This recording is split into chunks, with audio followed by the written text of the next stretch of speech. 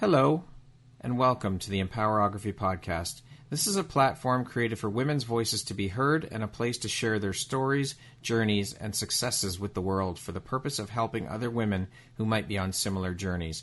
We are empowering women one episode at a time. I'm your host, Brad Walsh, so kick back, grab one of your favorite beverages, and enjoy the stories.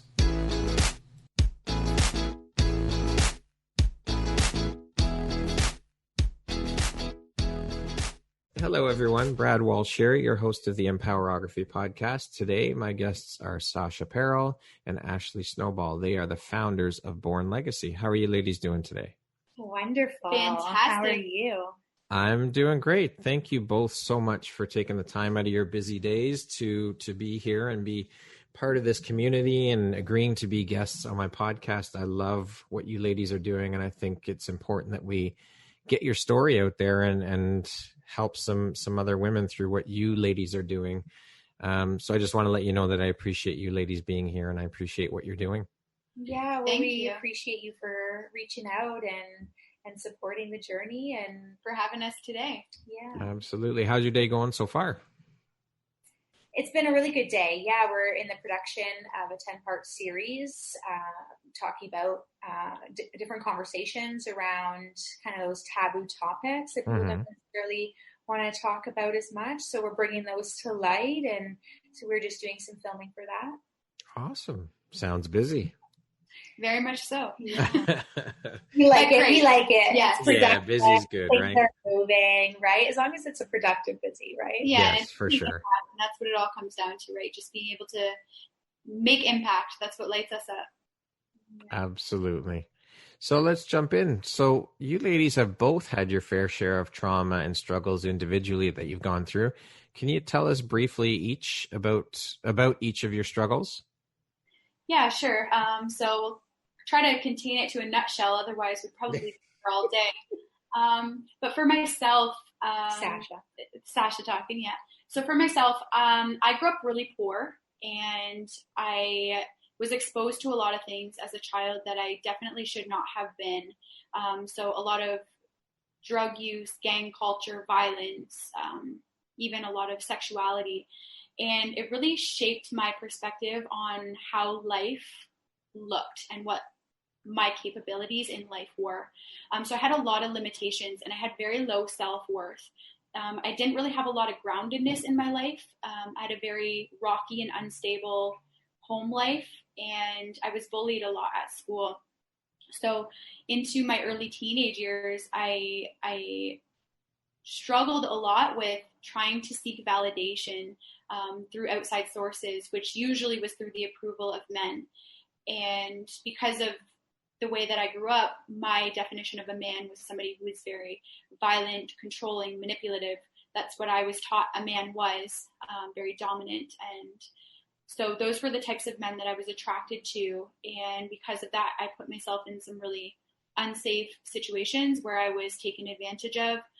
I was raped multiple times as a teenager, went through a lot of sexual trauma, abusive relationships. I fell heavily into alcohol and drug abuse for a number of years. And of course, that lifestyle in itself brings with it a lot of trauma as well. Right. That's kind of what I dealt with for most of my teenage years. And for Ashley.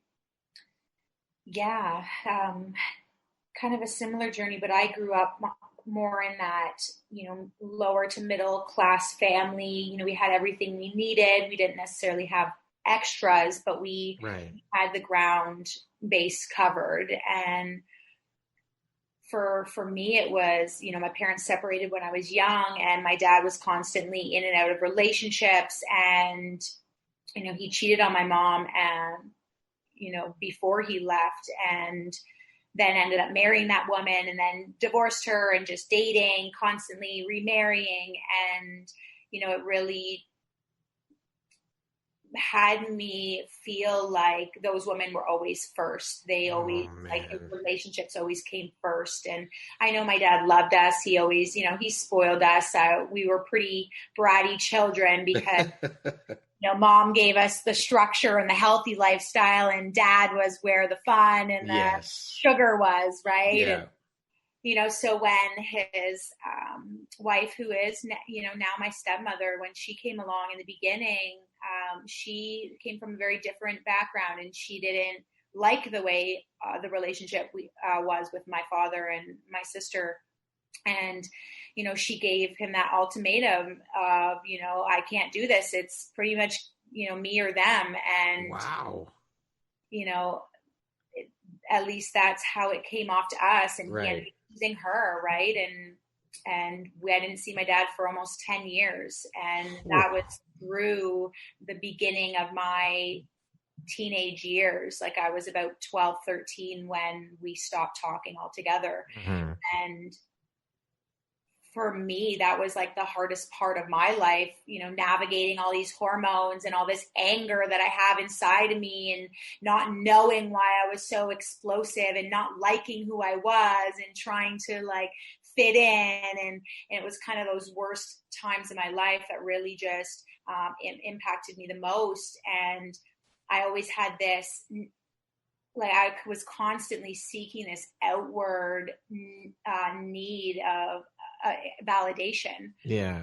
And never seemed to get that. And I was constantly trying to be good enough for somebody to just love me and accept me. And so I found myself trying to mold into what I thought people wanted. And I started to lose sight of who I actually was. And especially with men. So I didn't trust women and I didn't trust men. And so it's kind of that double-edged sword, is I just felt like I was up against the world. And so I just became this confident, tough bitch that nobody could mess with, excuse my language. And no, you can swear on here. It's okay. Just making sure, right? Yeah, of course. I do my best to refrain from it, but sometimes, No, go ahead. It's okay. But yeah, just really, had that tough girl attitude to just like nobody could mess with me, and I wasn't going to let anybody get to me. But on the inside, I was just so broken and so lost. And when I was about 18 years old, I ended up falling in love for what I thought was the first time. And, I was really infatuated and intrigued by this man.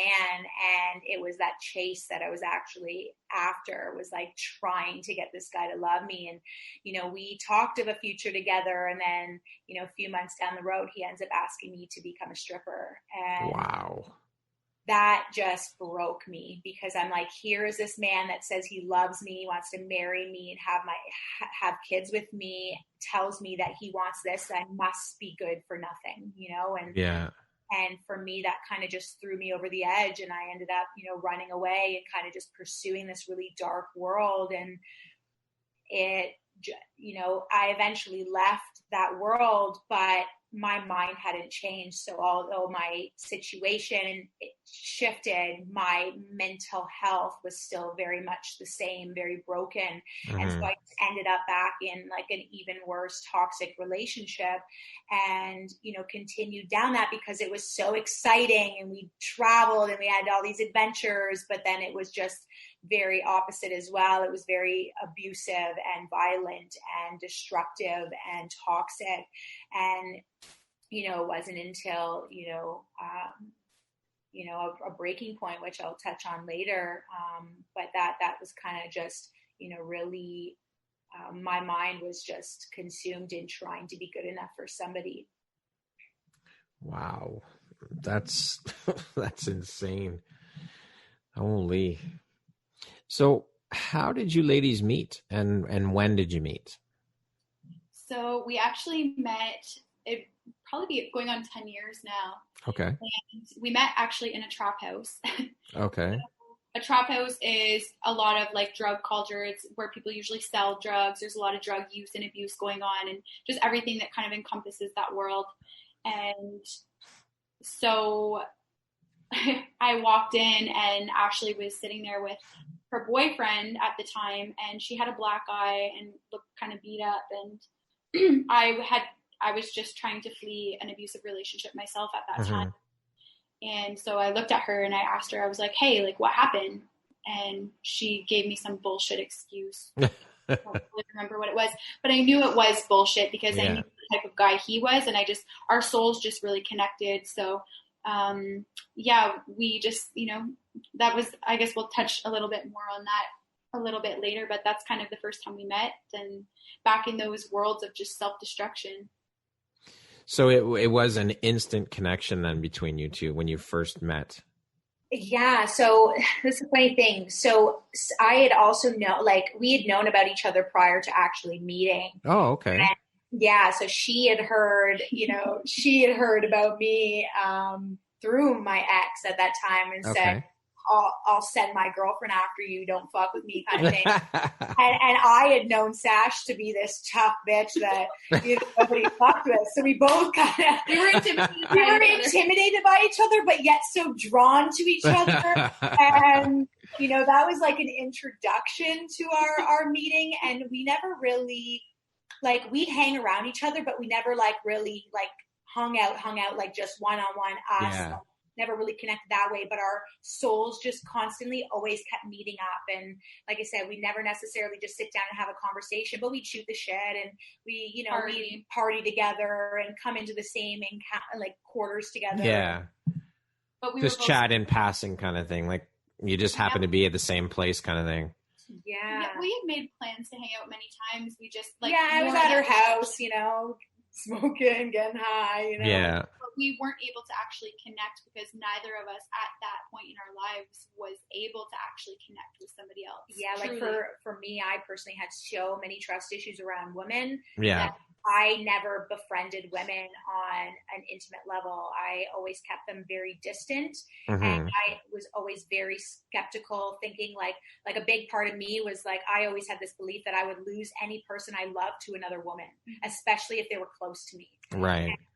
And I had seen that multiple times in my encounters and experiences with friendships that, the guys I liked wanted my friends, or they would cheat on me with somebody I would consider a friend. Right. And little did we know that we both felt the exact same way. Yeah. So how did that change? What was the catalyst that drew you guys, actually finally brought you guys together as friends, and where you were able to sit down and have one-on-one time and chat and get to know each other and connect that way?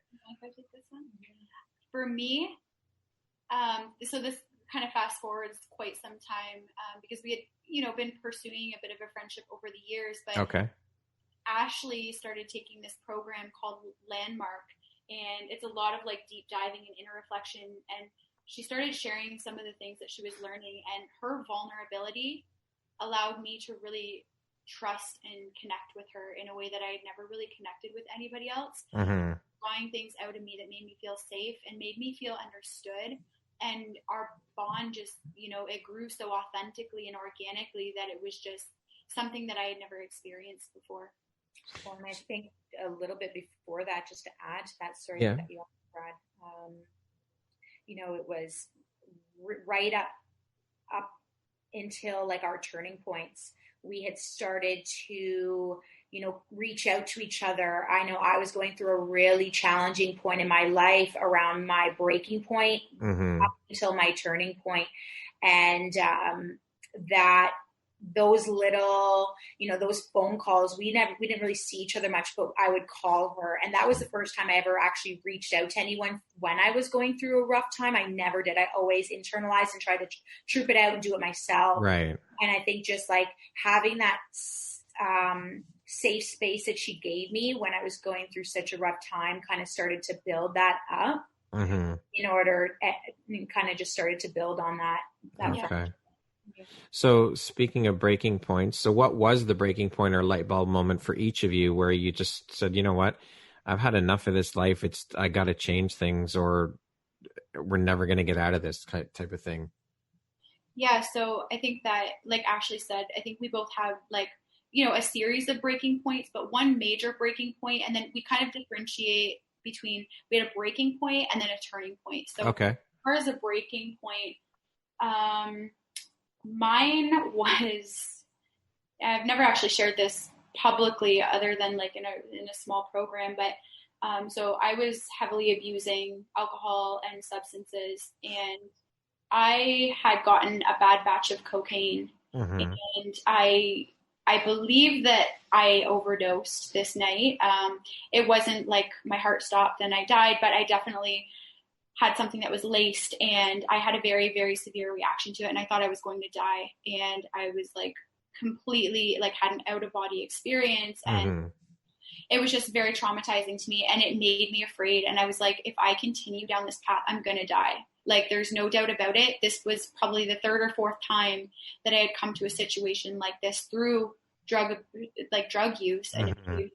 But this time was different. It was so scary. And I felt like I was having a heart attack, and losing control of myself to that extent where I actually had this out of body experience was a huge reality check that if I continued to abuse these drugs, it was only a matter of time before I was going to die.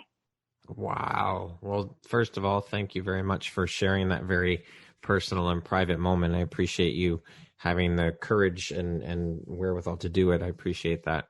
Thank you. Yeah, of course. Yeah. For myself, I had mentioned being in that one relationship after I kind of left that world, and that was quite a roller coaster ride throughout that whole relationship. But there was one time in particular where it got really bad. His drug use was the worst it had ever been. And I was also indulging in these drugs myself at this time. And it got to a point where there was just some really dark gangsters involved in our life. And, it got to a point where, I was so terrified of ever going home because I was afraid of what was going to happen when I got home. And just after numerous, like day after day of just being beaten for no reason, it got to a point where I didn't know what else to do. And I kind of had to just, get him out of my house. And so it took a pretty serious event for me to actually break free of that. And it wasn't the last time we got back together. There was one more time that we tried it out again, and the same thing happened, but it got to a point where, he would pull my pants down and make me walk the hallways.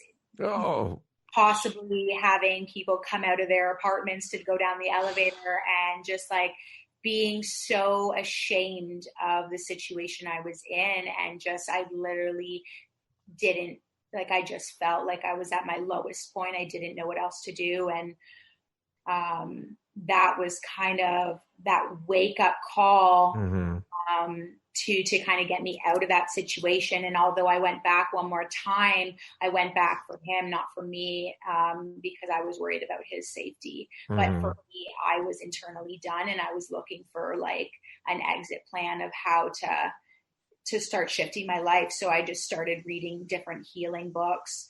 So that I would say was my breaking point. That kind of projected myself getting into a lot of like, wow, I need to like do something about my life because something's not okay, and I got to start with me. Yeah, that is, wow, heartbreaking. And again, thank you for sharing that very personal moment. And I mean, they say our experiences shape who we become and who we are. It's all part of the journey, but wow, that's just crazy. I mean, but obviously you two ladies are much stronger for all that you've been through and on the path to doing big and better things for the people around you, for your community. So I think it's amazing. Thank you. Yeah. So how did your friendship help facilitate the change that was necessary to turn your lives around and change for the better? Like, how big of a part of your healing journey did your friendship play in all of that? Huge. I think, for myself, I got clean from drugs about 9 years ago, with a few slip ups, of course, but I was still really trapped in this like survival mentality for a very long time, where I still had very low self-worth. I didn't have any goals or plans. I was still just kind of drifting through life and kind of coping with all of the trauma that I had endured. I wasn't really dealing with it or trying to work through it. And creating the relationship with Ashley that I've been able to create, that we've been able to create, has opened me up to feeling safe to be vulnerable. It's made me feel understood. And I think that that's a huge part as a woman. We feel so alone in the things that we've gone through. We feel like nobody can understand us. We feel ashamed. We feel guilty. We feel like it was our fault, whatever happened. And Ashley was the first woman in my life. I was fortunate enough to have an amazing friendship with a man prior to meeting Ashley that was able to open me up in a lot of ways. But woman to woman, the fact that we live in this society where women are so in competition with each other, and then meeting somebody like Ashley, who we just, as hard as these conversations would be, we would just be real and authentic and vulnerable with each other. And it brought so much healing and a lot of, even before the healing, self-reflection and self-awareness that I didn't really have prior to building a friendship with her. Mm-hmm. Yeah. Okay. I would think also it was really the turning points in our lives that brought us together. You know, Sash, actually, I had a near-death experience a week prior to the birth of Sasha's daughter. So our lives have been pretty parallel as far as the lessons we're learning, even before we met each other. Mm-hmm. And, you know, I literally had a year to recover and heal my body. And Sash, you know, had this new born, beautiful life that she had to, you know, provide for. Yeah. And she did not want to, you know, go down any of the same cycles that she went through. So she had this commitment to completely transform her lives in order to be the woman she needs to be for her daughter. And at that time, you know, I knew that my accident was a second chance at life and an opportunity to look at why that had happened, because I knew it wasn't just for any old reason. I knew that, you know, I survived in the shape that I did. Yeah. Because I was given that second chance. And so being in that space where we literally had no choice but to better our lives, that really brought us together because we were both on the same page, and we didn't have anybody else in our life that was in that space of mind that was fighting for their life. And I think that really projected how deeply our bond grew, because it gave us that space to, you know, I had to move back home to Barrie. She was at home. Like, she lost a lot of her friends. And sorry, I'm speaking on your behalf. No, that's okay. You know, a lot of, you know, when I noticed in witnessing her journey and a few others is like, when you have a kid, a lot of your friends tend to fall away, right? Yeah. Your true. Because you're at different stages in your life too, right? Exactly. Right. And so because we were at that same stage in a different context, we fueled off of each other. Well, you guys had been through so much along the same path, and you're each other's support system. You guys understand what it's like to go through because you've both been through the same very, very similar things. Yeah, definitely. Now, Sasha, you had mentioned women and competition. This is something that I'm always curious about, and I'd love to hear different women's takes on it. Do you think that women being in competition with each other is something that has been bred by society and women's upbringing? Like, where do you think that competition, that whole thing comes from? Where do you think it is? Yeah, that's a great question. I actually think that there's probably a number of contributing factors to that. I think, yes, society and social media and the standards that are portrayed through those, you know, areas have a huge contribution to women's self-worth and needing to look like the girl in the Instagram pictures, or needing to have the life that this girl has. And so I think that's a huge factor. But I think two other really huge factors are, one, throughout our upbringing, you know, being told in certain areas that we're not good enough, or that we need to be prettier, we need to be smarter, or, you know, we have a crush on a boy and he likes our prettier friend or somebody, the more popular girl in the class. We naturally start to compare ourselves to other people because third contributing factor, women are very emotional creatures. We are emotionally driven. And I think that we're sensitive to a lot of, what's the word I'm looking for? Like criticism and just the times that we're put down and told judgment, we're not this and we're not, judgment, exactly. And I think that it stays with us and it builds within us. And as we grow older, especially in this generation with social media, women are just so harsh to each other, and they're always so like in competition and fighting over attention and trying to be better than each other. And it's crazy.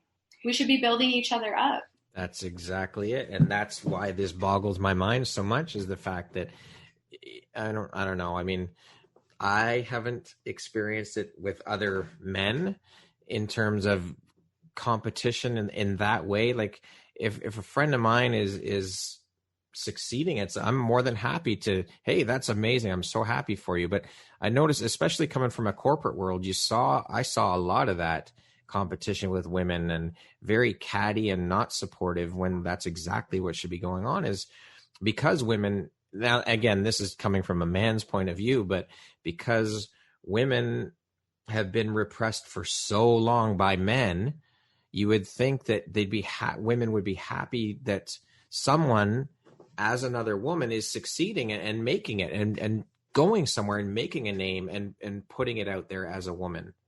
Well, I think it comes down to insecurities too, right? Right. If we aren't secure in ourselves, if we aren't confident in who we are, that it's, it's the ego gets in the way of truly, like, I'm sure a lot of us actually truly are happy for them, but because we feel that we're not capable of achieving those things, that's where a lot of that competitive jealousy, envy comes in, right? Yes. Okay. I'm always curious to hear different women's takes on that whole thing, because I've seen a lot of it. So thank you for giving me your thoughts and opinions on it. I appreciate it. Yeah, now, of course. I know Tony Robbins is a big part of or influence on the two of you. How did that whole thing come about? How did you guys get turned on to Tony Robbins, and what part has what he does played in what you women do? I remember a friend telling me, hey, you should check out I'm Not Your Guru on Netflix. And I was like, oh yeah, that sounds kind of lame, whatever. And I turned it on and I could not turn it off. And I remember seeing Tony Robbins. It was the first time I had ever been exposed to him.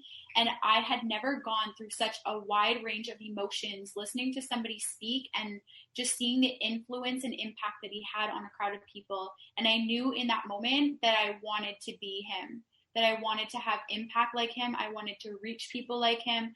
I wanted to be wise and educated the way he was. And he's just such a powerful, exemplary man. And I think that he just stands for everything that I hold dear and value in my life. Yeah. I think for myself too is, not only is he just this beautiful man, but he is not only physically attractive, he is he is also just like everything that word possibly encompasses, right? His soul is just radiating so much love and light. And I think that was the first thing that drew me in, is just his power. I didn't even see him before, like it was hearing his voice, hearing the words that he had to say before I even saw him. After my accident, I constantly every day threw on motivational videos just to keep me in a high vibrating state. And he was one of those gurus that I know he says I'm not your guru, but he is that. He really is a guru, and he is just so influential and inspiring. He literally motivates you to action without even knowing that that's what you're doing, because he just has this way about him. And I, as much as, it comes in and out of my life, hearing him or, seeing him, I've always had this, like, that man I'm going to meet one day. Like, that is somebody that is beautiful and powerful, and I want to know you. You are going to be my friend. Well, there you go. There's a goal. That's awesome. Hear that, Tony? Yeah. You already made eye contact with us. We know you.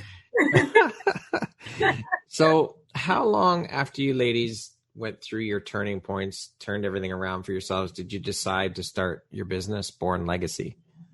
Yeah, so I think it's been embedded bothly Bothly?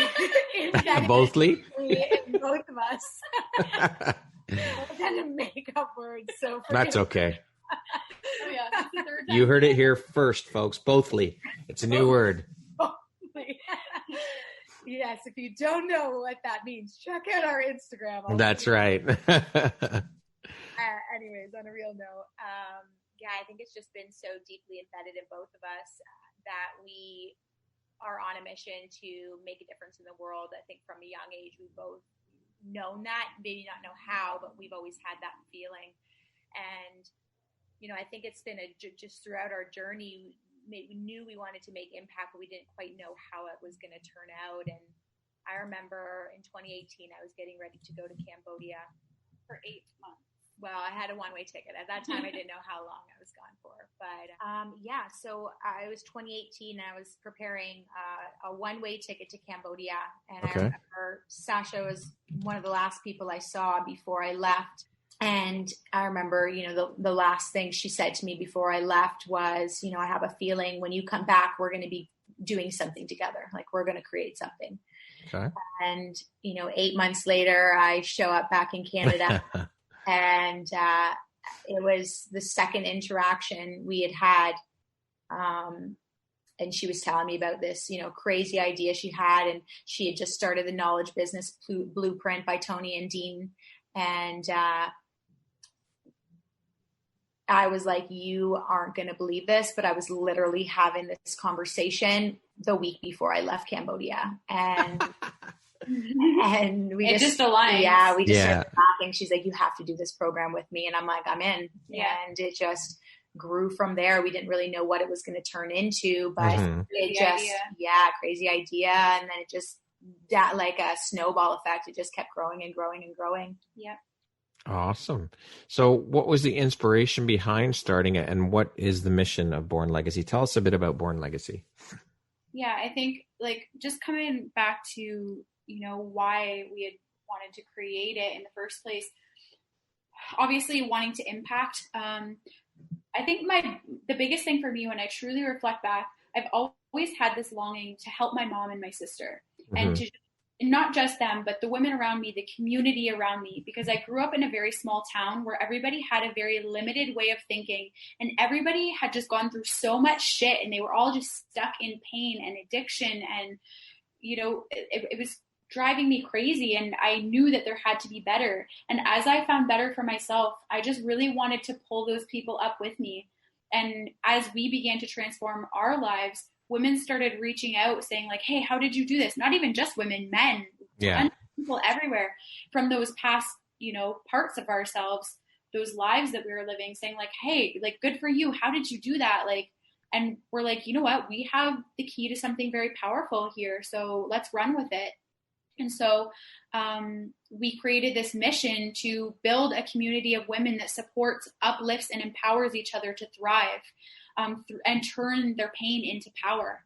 And so, you know, we started it with a small idea, but we truly believe that when you align with your purpose, God places everything in your path that you need, and you don't necessarily know how you're going to get there, but it all just kind of falls into place. And it's been growing in ways that we never planned for and we never fathomed. And it's just been an incredible, incredible movement. That's amazing. I love that. Turn your pain into power. That's awesome. Yeah. Yeah. I think that we all, you know, we all experience pain and we all experience trauma in one way or another. And we get so used to coping through all of those things that we don't realize we can use that to fuel us. And there are actually so many lessons. There's so much insight and so much value to be taken from that pain. We just don't necessarily have the tools or resources to realize how to do that. So we focus on teaching women specifically how to turn their pain into power, because, you know, as much as we do love to impact men as well, we're not feminists by any means, and we don't believe in only supporting women. But because of the content that we talk about, especially when it comes to rape and sexual abuse and molestation and sensitive topics that, you know, for the most part, women have been the victims at a man's hand during these things. To create a safe space, it has to be a woman-based environment to begin that healing journey. Absolutely. We definitely encompass men into later programs at a different stage of things, but we are definitely really focused on women at this time. Yeah, first and foremost, it's women. Yeah. Now, how'd you come up with the name for the business? That's actually a good question. It was, part of doing the knowledge business blueprint. That is like a step that you have. And I remember Sasha and I we just wanted to get out of the house, and of all places, we choose a Tim Hortons. Totally Canadian. Yeah, that's our favorite coffee shop, but it can be at times. So we found ourselves, just sitting by the fire there, and we were just like, hey, what are we going to do? And we just started writing names and writing words down, and just kept scratching out like, no, this isn't it. And it has to be more powerful. It's got to be like this. And we have this feeling inside of us we're trying to put into a word, and all of a sudden Born Legacy just hit, and we're like, it resonated with us so deeply that we thought it had to have already been a thing. We're like, this before this name exists. Yeah. When we actually got to register our business and we got the name, it was like literally jumping up and down, and we just knew like it. Who came up with the name though? Who said it first? It was collective. Yeah. Oh, okay. Yeah, we I think we had kind of been on the same page of it being like 2 words. It kind of started with like, a sentence, and then we're trying to think of words that were powerful, and then we just kept narrowing it to the point where I think we had like legacy down, and then born just came up, and we were just fueling off each other, and then as soon as we heard it just clicked. Like, we're like, that's like the one. We just knew it. That's it. That's it. Yeah. So what is your 5-year plan for the business? Where do you ladies want to take it? Yeah, so it's we definitely have a huge vision for what we're doing, and COVID kind of twisted things a little bit, and kind of steer off, but yet all happening as perfectly as it needed to. So we have a grounded 5 series workshops, and so they all feed off of each other. It's like when you're learning the ABCs. You can't learn XYZ until you've learned the rest of the alphabet. That's very much how this 5-tier program works. Okay. So, it really just, starts them in on the groundwork and works their way through this journey, holding their hand through it. And some people can come in at different points because they may have already gone through a certain part of their healing journey, so they could jump in at a later program, but that would go through like an application process. But as far as, we do have a plan to go global. And so, without giving too much juice away, we definitely, we see that the way that we run this and what makes us so unique is the fact that we have the relatability in what our clients are dealing with. I think that goes a long way. Absolutely. Definitely. So with that, we also know that we cannot do this ourselves. It takes one person to start a movement, in this case 2. Yeah. But it takes a community to actually make a movement happen, right? For sure. So we have opportunities where women who go through these programs can also come back and do coaching and become Born Legacy practitioners. That is awesome.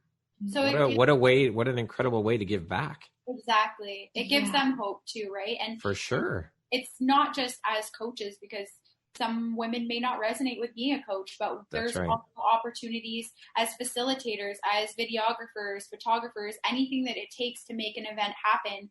And then essentially we would have these pods going first all over the province, expand country, nationally, and then eventually globally. Yeah. But that's amazing. Well, I can say I knew you when. Hey, remember when you ladies were on my podcast when I was just this little... Yeah, and you'll be way up there too. We'll be seeing you in the big leagues. Yeah. I love it. Again, community, right? It's all community. Absolutely. So how incredible does all of this feel for you ladies when you look back at where you both came from and to where you are now?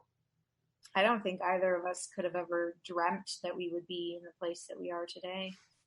You know, it's funny that you asked that too, because Ashley and I are very like goal oriented, and we're always trying to reach new levels, make more impact, reach new people. And it was only the other day, actually, we were doing a meditation. We were in a business summit, and in the meditation, we had to kind of reflect back on our accomplishments. And it really hit me. I was like, oh my God, like, first of all, looking back 10 years, if we were to think that we would be where we are now, I never would have dreamed it.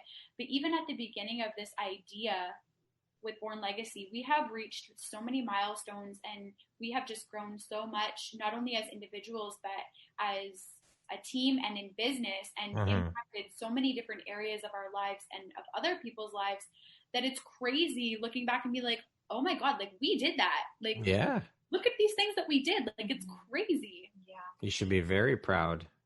Thank you. There was actually one experience too, that I kind of got to have, like, you know, and it so happened to be Sasha was with me. I think it was a year and a half ago, roughly.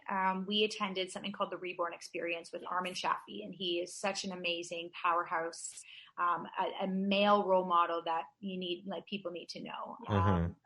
And yeah, I want to say he's like a mini Tony Robbins right now. Absolutely. Yeah. And, you know, we attended that 3-day seminar, and there was the second day, Sasha and I had a wedding to attend. And so we had to miss a little bit of it. Sasha actually missed the whole day because she was in the wedding party. Right. And, there was a point at the wedding where I didn't really know anybody. So I ended up just going to my car, and I just flipped open this book. I have Oprah Soul Sundays, and I just was like, show me something I need to know. And, you know, what, it ended up being what I needed to hear. And I asked, you know, I need you to remove or bring to the surface what I still need to heal. And that night, I was going back to the hotel with Sash, and we're driving, and of all places, it wasn't even in the same city that we were in. I booked the hotel. She booked the hotel, and as we're approaching, I'm like, this area was very familiar to me. And, you know, as we showed up to the hotel, it just like, I just broke down, because it was literally a flash of the past. It was literally like 6 years to me leaving that world. And, you know, I had a really hard time with it, and I didn't even get to really digest it because we only got like a 4-hour sleep. Yeah. And so I couldn't even process what was actually happening. And you know, you missed the point of it was a hotel. So basically it was a hotel. Yeah. So, and, you know, in that escorting world. Right. And, wow. So for me, that was really, it was really hard, because it was, you know, I had done so much healing around that part of my past, but it brought me back there to deal with it face on. And, you know, as we're getting ready to leave in the morning, you know, Sash sat me down, and she's like, you know, Ash, she's like, actually, I think it was the night before, yeah. And she's like, Ash, like, you are not the same woman you used to be, you know? And, you know, it was like walking out of there, it was like, I was not that same woman, like coming down to the way I dressed, the way I carried myself, the healing I've done, you know, the progression I've had, you know, it's like you needed that reminder to show you how far you have come. Yeah, exactly. That's incredible. Yeah. It's you put out to the universe, and it gives you back what you asked for, right? Yeah. It was very powerful. I'm sure. Can you give us a brief overview of how things work and what exactly you ladies do at Born Legacy? Yeah, overview. Okay. Just a brief overview. Yeah. You know, in a nutshell, like, we're all about obviously empowering women. And the biggest thing that we do is we focus on mindset. So as much as a woman may not necessarily admit that they're in a victim state, many women who have suffered severe trauma end up living in these victim states where, you know, life just happens to them. Everything is everybody else's fault. they are codependent, they have no control over their lives, and they just kind of settle for, some, I don't want to say mediocrity, because it's actually below mediocrity. It's just like, living through autopilot and just having no sense of who they actually are or what they're capable of.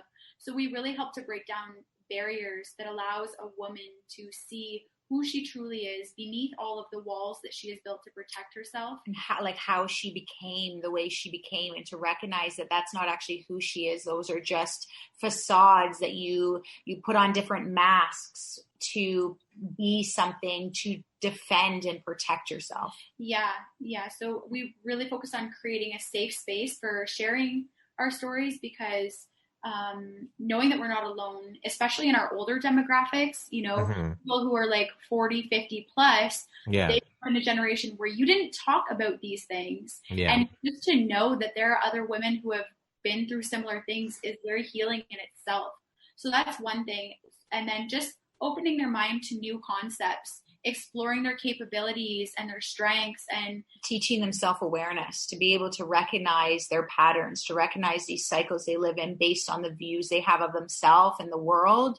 But extracting that through conversation and sharing our own journeys, and then the different, we compiled a lot of tools and insights that we learned through our journeys, through personal development, that really, and just extracted those key pivotal moments that really helped us transform, and in turn teaching them those tools to be able to, we're not here to just, be the ones that are doing it for them. We teach them themselves. You give them the tools in the tool belt, and teach them how to use them.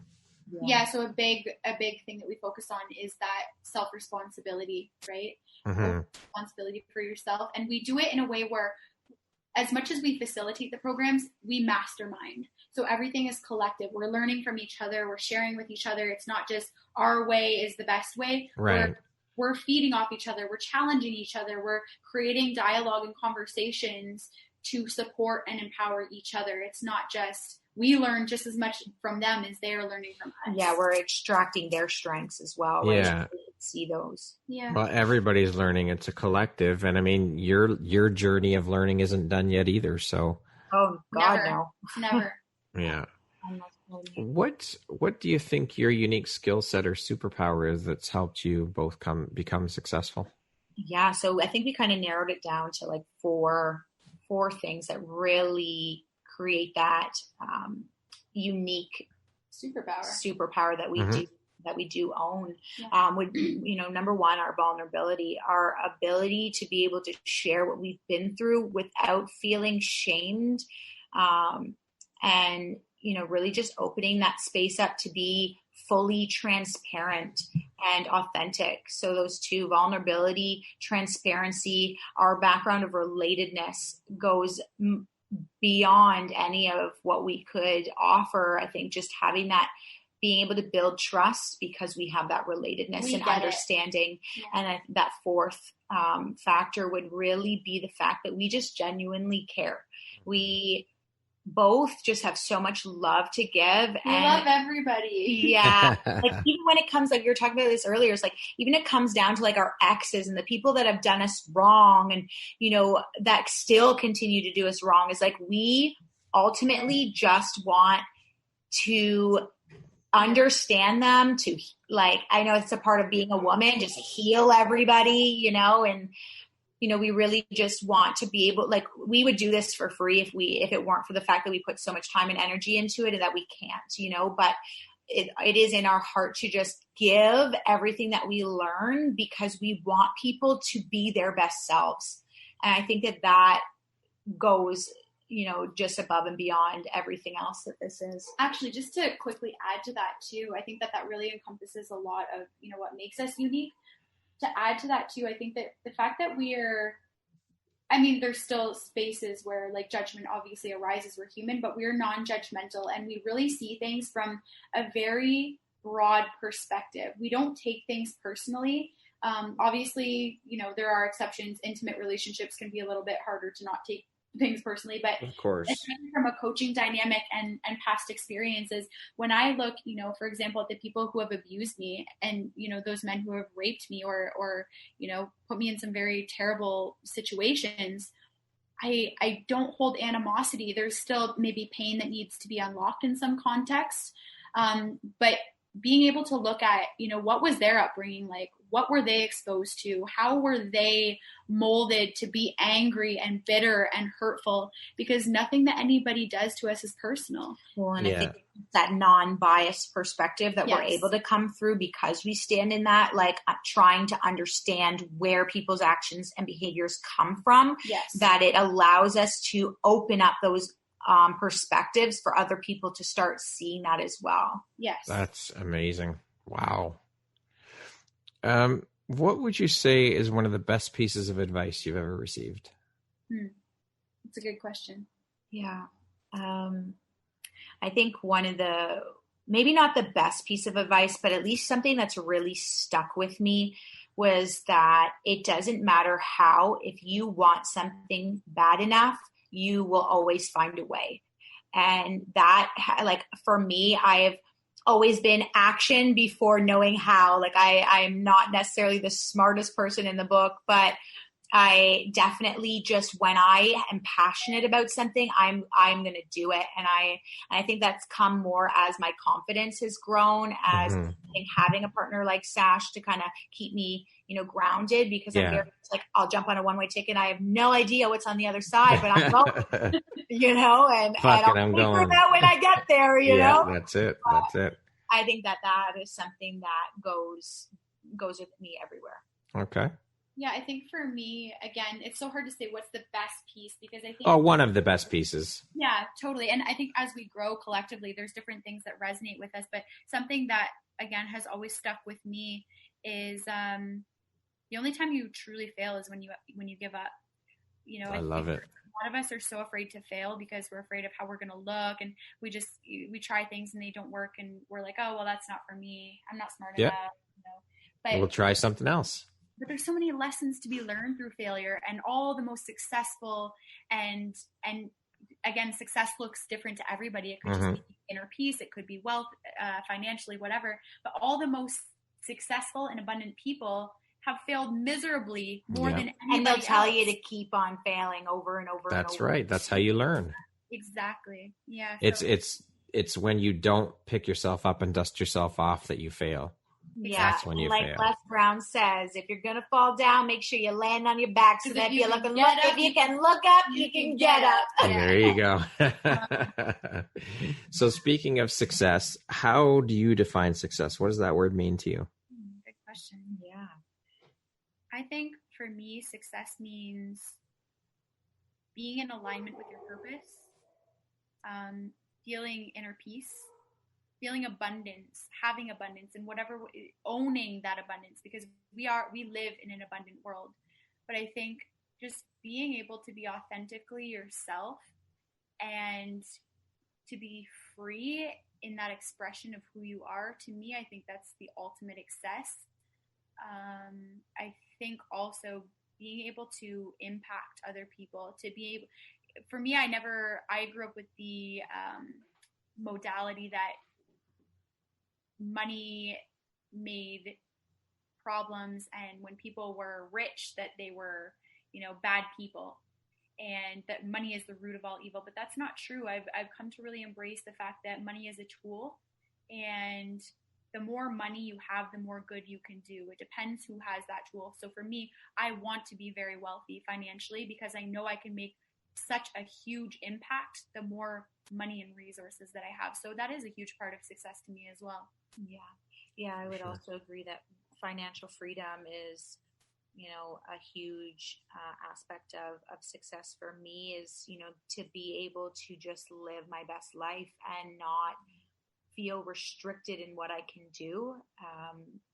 And because I am such a giver and a lover, I definitely, the more money I make, the more that I'm going to contribute to the world. And, I always had this dream of building schools around the world. And I think it's more around born legacy schools, not your traditional schools that actually don't necessarily do what we need at this time of our lives in this day and age. But, just that personal development type of school, right? And life skills, right? For sure. But back to success, I think that for me, it's just inner peace. It's being able to fully embody the wild, crazy, lazy when I feel like it, bold woman that I am, and to just be able to fully own every part of me, instead of loving parts of me and not liking the rest. I think to just fully encompass all that I am is success for me,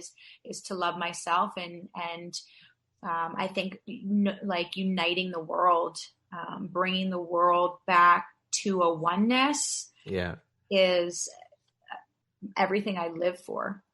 I love it. What makes you feel inspired or like your best self? Each other, for sure. Yeah.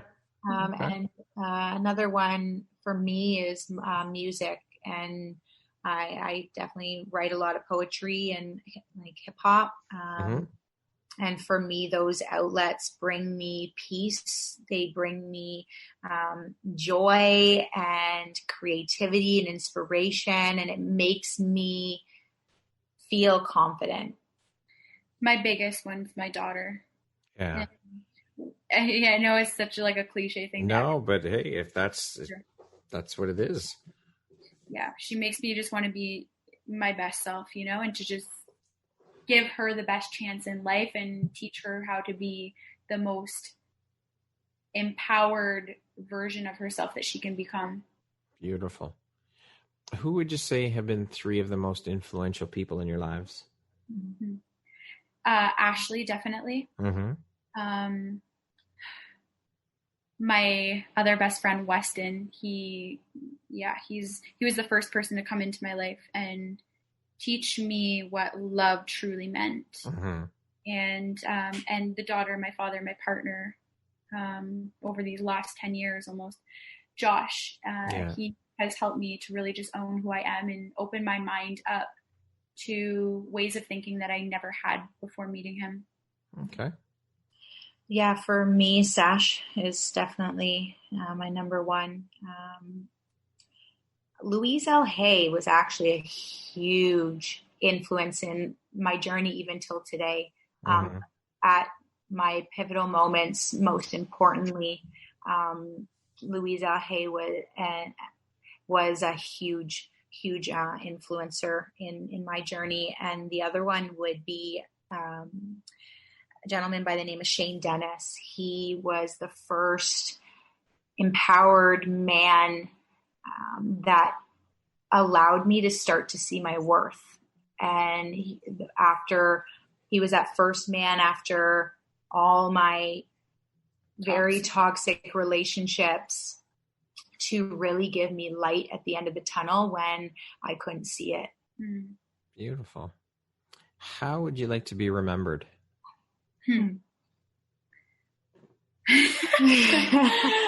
A couple words come to mind, but I think as somebody who just wanted to make a difference, somebody who would do anything for anyone, and somebody who just would be there for you anytime that you need. Yeah. Okay. I'd say something similar, and just someone who was just that light when in people's darkness. Someone who just people feel safe with. Yeah. How would you describe yourself in one word? Relentless. That's a good one. Definitely. I'd say wild. All right. What are you most proud of? My daughter. She is the most brilliant, wise, she's 4 years old. You talk to her and you would think that you were talking to an adult sometimes, because that's awesome. Such an old soul, and she thrives on just spreading love and light. And at such a young age, I know to, look into her future, she is going to make such an impact in the world. And I know a lot of that, obviously, that's her soul, but I know a lot of that comes down to how much time I put into just teaching her morality from such a young age. That's it. That all comes from you. That all starts with you. So you're doing an amazing job to have that reflect in your daughter. I think that's incredible. You just keep doing what you're doing. I think great is an understatement. For me, I would think that what I'm most proud of, I would say my ability to just keep getting back up, no matter how many times I just feel beaten and down. As much as don't get me wrong, I get caught in the emotions. Sometimes, I think that is a part of the journey, learning how to deal better with the circumstances we're facing. But I would think the fact that I'm so resilient, and that's what keeps me going. And I think that's where my self-love journey started, was just by seeing those qualities in myself. Awesome. What is your personal motto? I really resonate with the motto that we use in our business, which is a quote by Maya Angelou, and it's know better, do better. I think that, when we know better, we have the ability to do better. And I think that's very powerful. For sure. I think one that I'm living with now is, when you don't want to, just take that action anyway, Yeah. Just push through and do it. Yeah. If you could set up a billboard anywhere, where would you put it? And what would it say? So it would be projected into the sky. Okay. That's a good one. That's our billboard. That's awesome. What did we say that we would want onto it? Anything. Yes. Anything you need is already within you. I love it. That's beautiful. And very inspirational. Yeah. What gives you the motivation to keep going? Each other, I would say. Very much so. Yeah. Awesome. And I think just like having that end goal, I think knowing what we want as our outcome in life is it's pulling us. It doesn't even pulls or pushes. Mm-hmm. It's pulling us. I think above all, my biggest motivator and the biggest thing that keeps me anchored through those hard times, because it's not a smooth journey. As much as, we can look from the outside at people who are, building and growing and seem to have a lot of momentum. It seems like it's all good, but it's a lot of work and rolling with the punches. So the biggest thing for me is remaining anchored in faith. For sure. It's a lot of work. Absolutely. And all of that work starts within. Self-work and self-love is the foundation for everything. That's where it all begins. Absolutely everything. Yeah. And just having faith that, things are going to be okay, and that we are never given anything that we can't handle. Mm-hmm.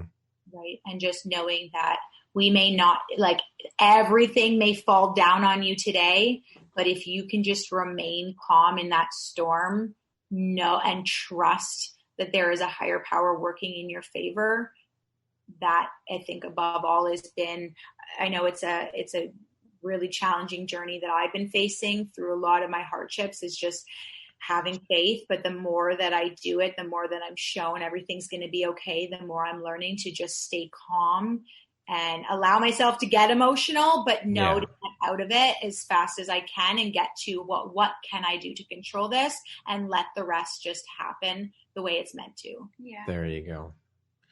Early bird or night owl? I would say both. Yeah. Okay. I prefer early mornings, but it really depends on what I'm doing that day or that week. Yeah. Weekends, nights, during the week, early for sure. Okay. Money or fame? We already know the answer to this one.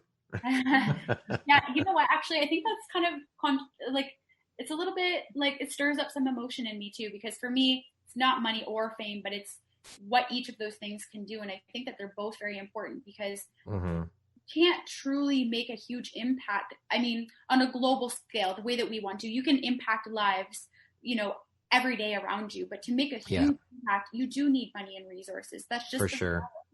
And with fame, I think the more people know who you are, the more they're going to trust you and the more you can influence. So I think that that's also important, not for, being known, but for the fact that when people know and trust you, they are more likely to be influenced by you. But I think with money, you can also buy influence. That's true. Yeah, that's true. That's money is a huge platform for sure. Yeah. I think it's bigger than fame personally, but that's just me. Yeah. No, it's true. Yeah. It's very true. I see that. Would you rather be able to dance like Michael Jackson or sing like Freddie Mercury? Dance like Michael Jackson. Dance, baby. If you came with a warning label, what would yours say? It would say contagious, highly contagious, explosive, and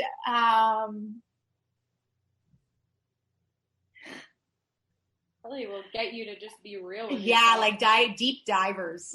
Deep divers, there we go. Yeah, if that's a warning label, I think there's a lot of people that are afraid to look in the mirror. Yes, for sure. And we are definitely those we pull it out that, whether you like it or not. Yeah. Well, it takes a lot of internal strength to be able to look inside, because a lot of people don't like what they see when they look inside, right? Sure. And when we got caught up in making ourselves wrong and trying to fix what we are, right? And it's not about fixing ourselves. It's about really just pulling out who we actually truly are. It's about healing. Yeah. Exactly. If you had a theme song that played every time you walked in a room, what song would that be? I think one that kind of just like, I feel like encompasses me right now is Sampa the Great, Energy.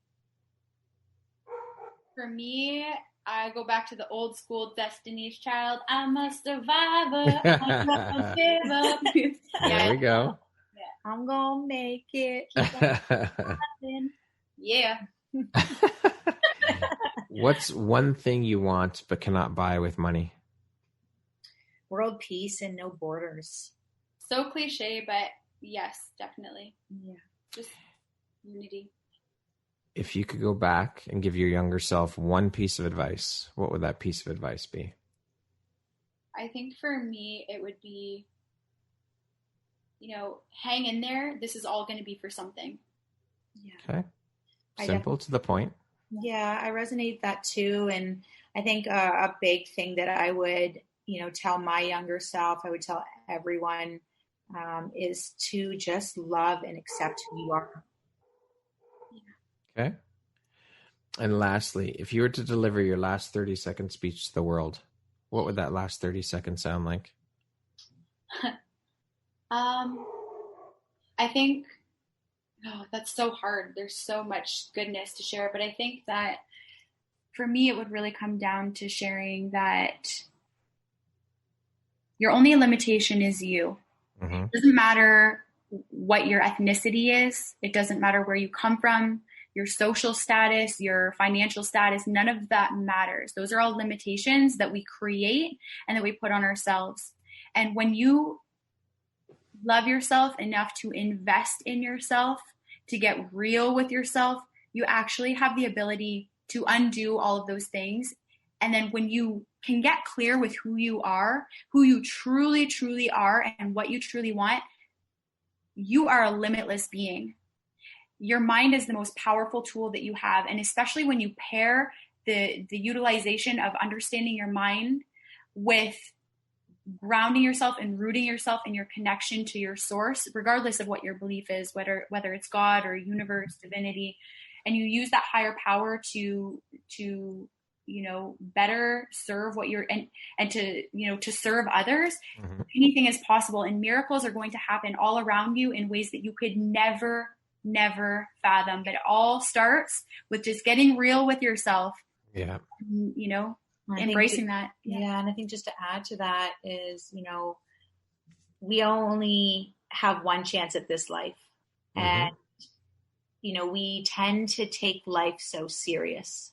I know I get caught up in that all the time. And, to just cherish every moment like it's our last, and to make light of every situation, because to know that things are just going to always work out. And just coming back to that, we have the power to control our minds. And when we recognize that, life is limitless. Just be love, be light. That's all we need to do to be happy. Just be light, be love, spread it. It radiates, it's contagious, it ripples. And if you're in a moment where life is just shitting on you, shove your finger up your nose and just laugh. Yeah, exactly. Flash someone your boobs. Right. I love it. Such wise words. So awesome. Flash your tits. Ladies, thank you so much. This has been such a blast. It's been a lot of fun and lots of laughs. And what you women are doing together is absolutely incredible. What you've overcome is unbelievable. You both should pat yourselves on the back for the adversity you've overcome and where you are today. You should be incredibly proud of what you've been able to accomplish up to this point. And I'm sure that there are many, many more amazing things you have yet to accomplish, and you will do it. You two are an incredible inspiration. And I just want to let you know that I appreciate you and what you're doing. And I appreciate you taking the time to share your story and your journey here with me and be part of this community that we're trying to create and be part of my podcast. And it's just been absolutely incredibly inspiring speaking with the two of you. Well, thank you so much. We truly appreciate you, and just thank you for giving women a voice, and whoever you cross paths with, opening up these conversations and dialogue is really, impeccable and it's powerful. And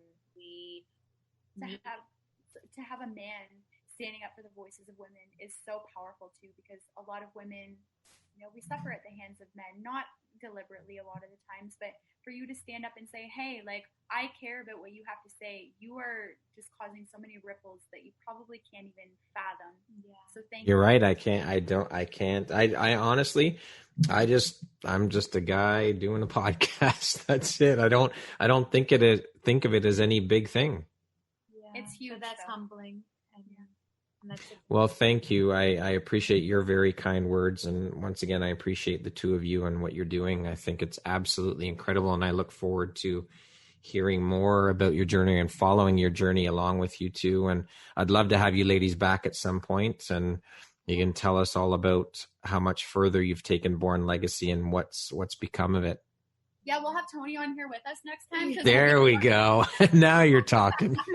We'll see you then. We'll have him sitting in with the two of you. Exactly. Once again, my name is Brad Welsh, host of your Empowerography Podcast. My guests today have been Sasha Parrell and Ashley Snowball. They are the founders of Born Legacy, based right here in Toronto. Thank you so much, ladies. I hope you have an amazing rest of the day. Thank you so much. Thank you.